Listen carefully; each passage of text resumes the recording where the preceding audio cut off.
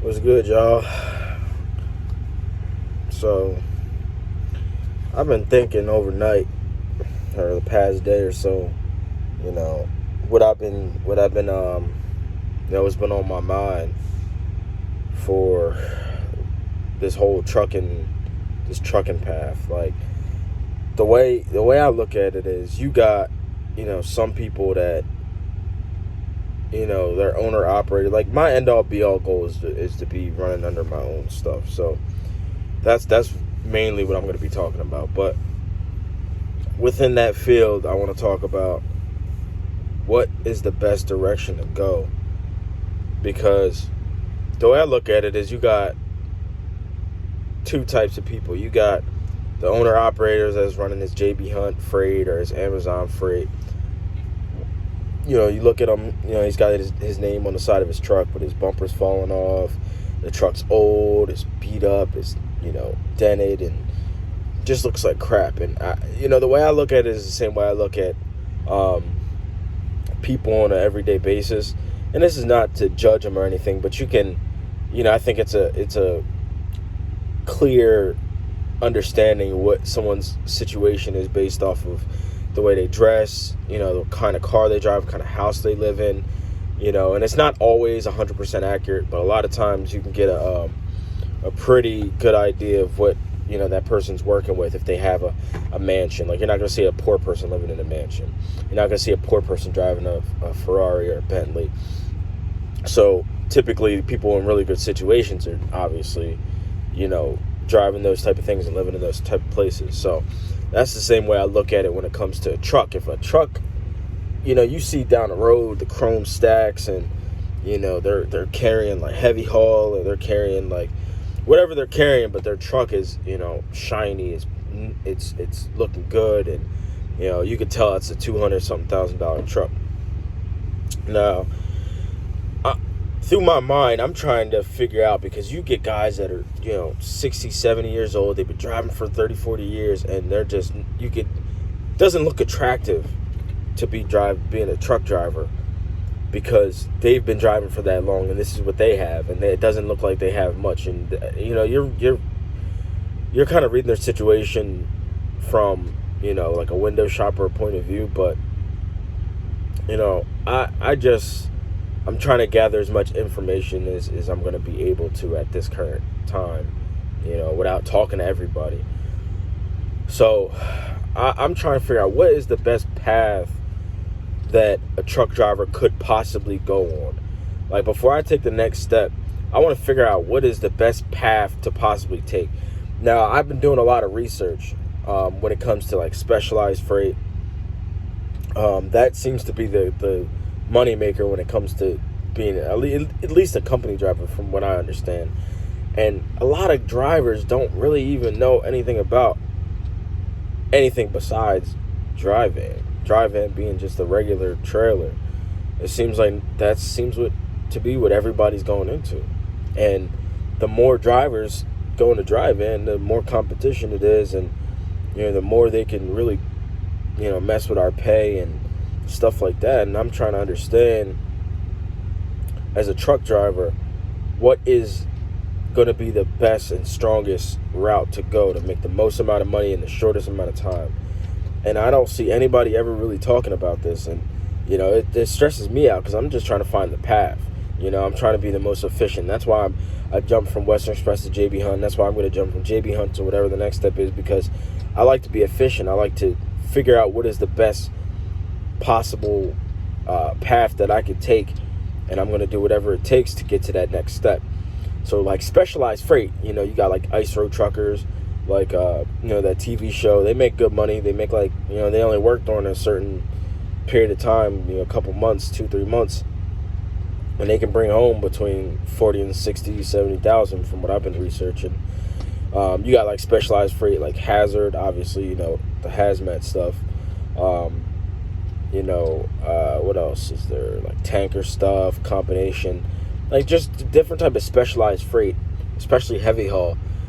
Because it takes a little bit more than just getting your license to actually be in that field. So it takes a little bit more skill. I think anybody in their mount can kind of just get a CDL and drive a dry van. But it takes a little bit of brain power to operate those other things. So I'm just trying to figure out, like, what is the best route that you can go. And you really do get so many different answers from so many different people. But the one thing I realized is I haven't really talked to anybody that's really has a situation that's attractive to me. You understand what I mean? So to break it down for you, like, if I want to learn how to get fit, say I'm a little overweight, which I kind of am, but say I want to lose a certain amount of weight, I'm not going to go to somebody who's fat. No offense to anybody, but I'm not going to go to somebody who's overweight and get advice from them on how to lose weight. It just doesn't make any sense. So just like, if I want to be rich, I'm not going to go to a poor person to get advice on how to be rich, because it just doesn't make sense. So all I've ever really talked to is people who are not really in a situation that I want to be in, if that makes sense. Like, the people that I'm talking to, their situation is not very attractive to me. I'm asking just because that's all I can get right now. But when it comes down to it, like, I want to sit down and talk with one of these guys that are driving $200,000 trucks. They got a huge house. They got, they're just doing their thing. Or they got a fleet and they got a bunch of trucks and they're just doing really good. And I want to sit down and talk to them because that situation is attractive to me. So I want to know, what are they doing, or what did they do to get themselves in that situation? What are these guys doing to be able to afford those type of trucks and those type of houses and stuff like that? And I just haven't gotten a chance to talk to them. So I'm seeming to be only able to get in contact with the people who are just kind of brushing by, and everybody's got an opinion. If they've been doing it for 20 years, they think they know what way is best. But they're not a millionaire. If you're not a millionaire, then it's not really nothing that you can really say, because if you're not able to retire yourself at 30, 40, or you're just not doing better than overly good for your situation, if that makes sense. And it just seems that everybody's got their opinion on what path to take and this and that. And I'm just trying to figure out, what advice do I take and what advice do I can, because I'm not trying to be on the road forever. I don't know about y'all, but I'm not trying to be on the road forever. I'm trying to get off the road as fast as I possibly can, or at least, dumb down the time that I'm on the road to or at least be in control of how much I am on the road. I want that. Let me rephrase that. Yeah. So I want to control how much time I spend on the road, and how much power I have over choosing the freight and all that stuff. I want in my control, because I feel like I can make myself operate more efficiently, and there's just not one straight path. The dispatch gives you a load, you do your load, you get the next load. No, like, I want to be able to choose whether I want to do this or do that, or switch from this type of trailer to flatbed or whatever. So I'm just right now just trying to educate myself as much as possible, because everybody's got their opinion, but I'm not hearing from nobody that's got 5, 6, 7 trucks. They're a small carrier.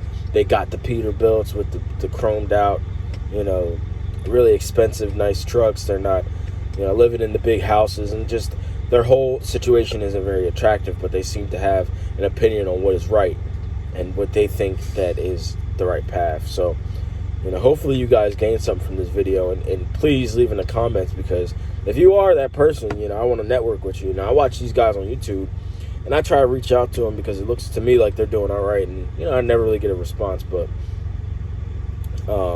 if you guys are one of those people that's doing pretty well, and got the advice, and you're willing to dish that out to the masses, then let me know some, because I'm ready to get it popping, and I'm tired of being a company driver. Like, look at this guy right here.